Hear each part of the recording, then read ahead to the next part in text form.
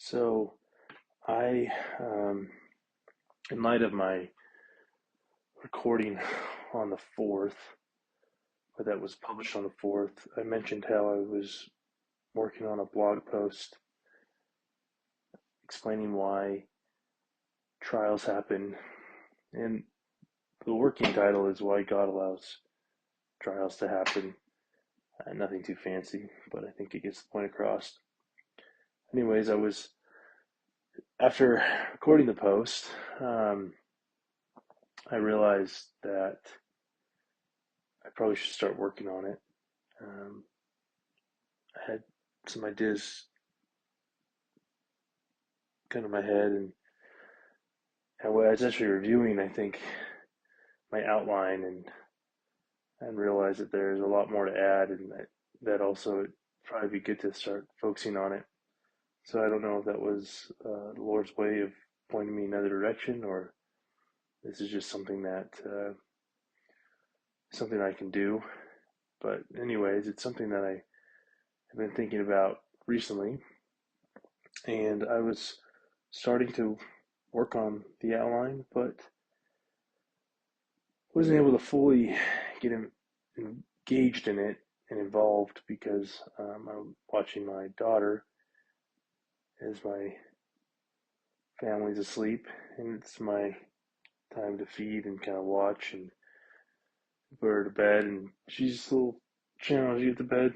Um, and so with that, she's also needing a lot of attention, so it was hard for me to really write down and have space to write and process my thoughts. So, and at this stage, I haven't gotten much done, but I did have some other thoughts that popped in my head earlier today, and figured that this is a good time to share maybe more of that, and trying to do the best I can right now.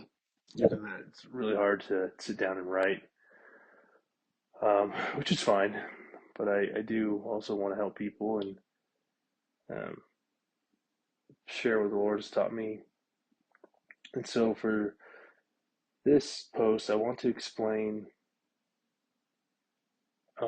one reason why I believe the end times will be a blessing. And so I want to touch on that. So it's interesting to me as I've read the scriptures, um, and particularly passages focusing on the end times. And it's interesting how end times is an event that the righteous look forward to. It's also describes a very joyous time. Um, it's a manifestation of God's love. It involves, of course, the gathering of Israel. And as I started to learn more about the end times and what will occur, there was this kind of dissonance or discrepancy, probably no dissonance or tension between what the scriptures or how the scriptures describe the end times,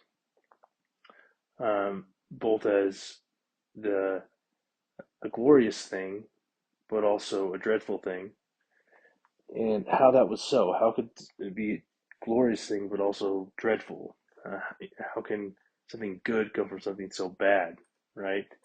So that was something that I always kind of wondered, and was something that I had as a question in my mind for a long time.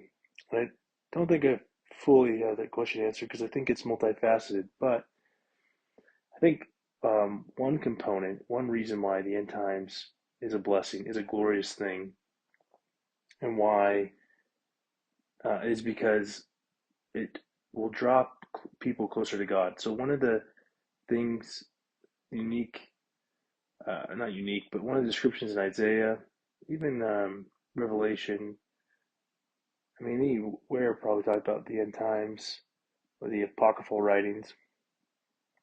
Um, they they discuss how the knowledge of the Lord will abound, and that people will come to know the Lord, and that He will do mighty things on their behalf, and um, those kind of events will take place. And so I kind of wondered, like, why is that the case? Um, and one of the reasons why the end times will be a blessing is it will remove our crutches. And I kind of made a point about that in my last video, or the video about why trials happen. And one thing that I have learned through my own experience and through study and prayer, and I guess just observation, is uh,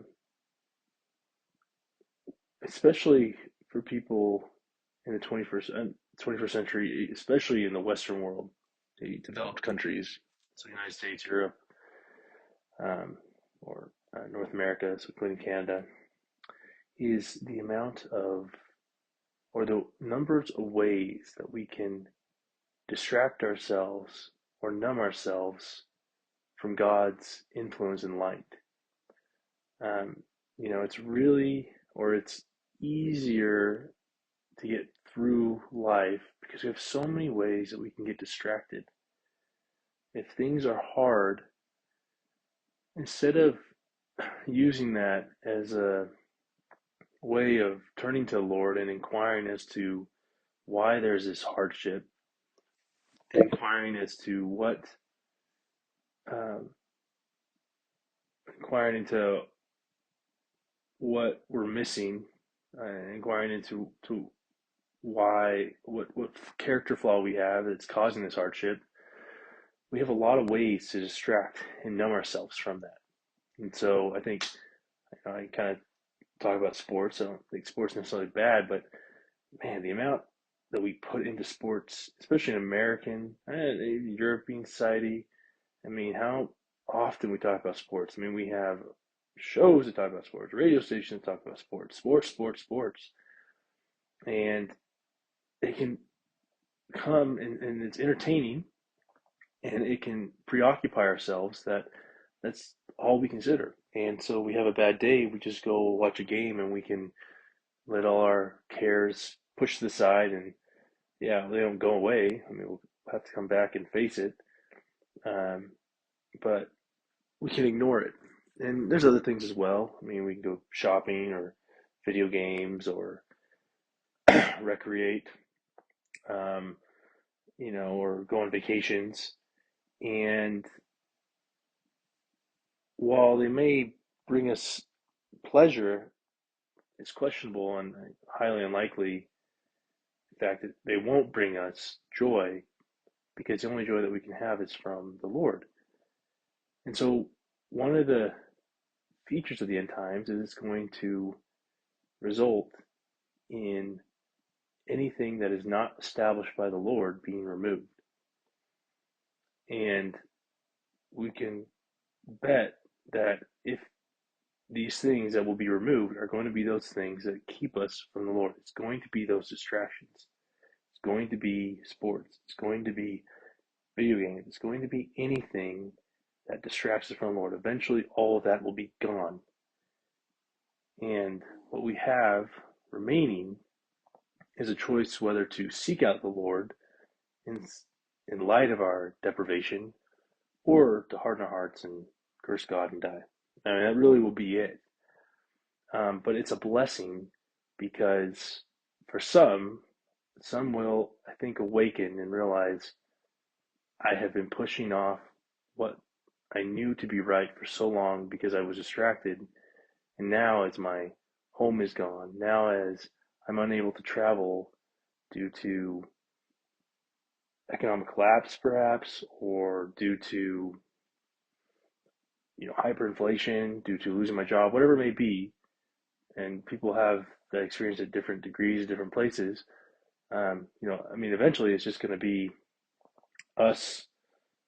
Imagine, based on some of the revelation I received, is us just, um, living, I guess, off the land, running for our lives, living in tents. It will be very just survival. Um, I mean, I think watch the Book of Eli, and I think that kind of shows what the final state will be. It won't be there overnight, but it will slowly get to that point, and all we'll be thinking about is just surviving and getting food, and all those other things that we thought mattered won't matter anymore. And it's at that moment where we realize they don't matter, or I guess along that way, people probably get there at different places, but as they start being removed, we will start to be able to have an opportunity to direct our attention to God. And um, when we face hardships, we'll not have these crutches, these distractions that we can rely on to um, distract us or hide the improvement we need to make. Because it will be right before our face. It will be obvious. We'll know what we need to do, or we'll be given such hardships or such glaring evidence of the hardships we're facing or the character defects that will will have more reason to want to change, um, and then more um, be more clear to us that we need to change, and those distractions will be gone. And that I think is one reason why the end times is a blessing. Now, you could see that as a curse, obviously. If you lose your house, your home, same thing, your home, your car, your whatever it is, whatever material things you value, you go, well, that's a curse. That God doesn't love me if He's doing that. But if we realize that everything God does is to draw us closer to Him because He is the source of all joy, then His removing of those things is actually a blessing in the end. Because a blessing is things that bring us closer to God. And so by removing that stumbling block or by removing that distraction, He then invites us to come to Him. And He is reliable. He is everlasting. He doesn't change.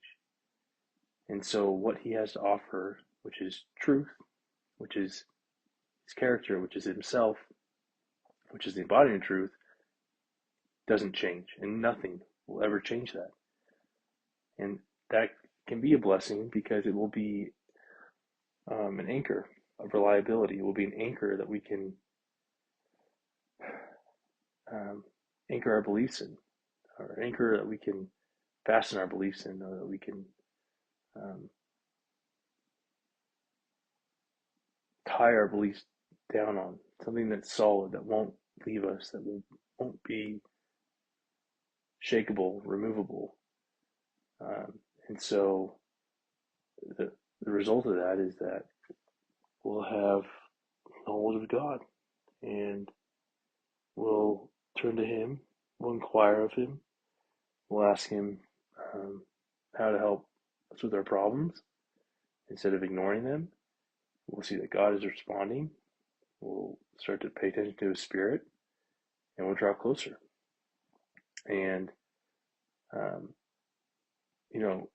the thing to point out is God will allow these things to happen, not necessarily just to be mean and say, well, I'm taking it away now.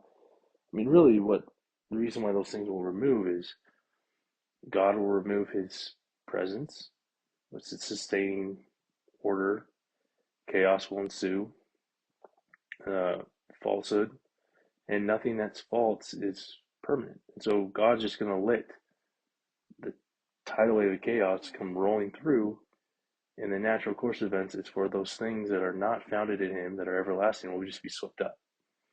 Metaphorically, I'm not saying literally, well, there might be tidal waves, but I'm saying that metaphorically those things will be swept up.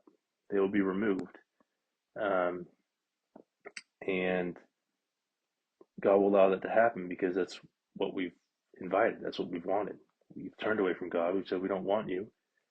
And so we reject the Spirit, and the Spirit can't stay with evil forever, and it has to leave, and the sustaining influence is gone, and the result is that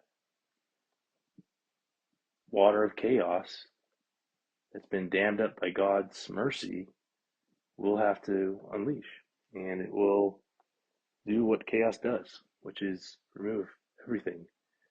And so I think, as we look for the future and as we see how times are getting, I don't know when all these things are happening. I mean, they're already starting. You can see the contention and civil unrest in America and in Europe, and it will only get worse. But there'll be other things as well. And slowly, our society will regress, and the things that we once valued will be harder to do or will require greater sacrifice. It might not be worth it. And then because it's not worth it, we might focus on what is worth it, which is God. And I think that's one reason why people will come to know the Lord is because the Lord will remove those distractions that are keeping people from knowing Him. But of course, it's sink or swim. Some will cling on to their old lives and not want to accept where the Lord is taking them, and they'll have that choice. But others, I think, will rise to the occasion. Many right now who are probably not living the way they should will finally be humbled enough, be placed in circumstances that will humble them enough to turn to the Lord. And salvation of souls is great. If the Lord can save His people that way, then it is a blessing. It's not maybe the way He wanted, but if He saves them, doesn't matter how. I mean, doesn't matter how, really. If you look at the parable of the prodigal son, I mean, He'll search all for the lost sheep. And so, probably would prefer He didn't have to, but if He does, He will, and He'll do everything He can to bring us into His fold. And sometimes it requires us to go through some hardship, but it'll be for the best.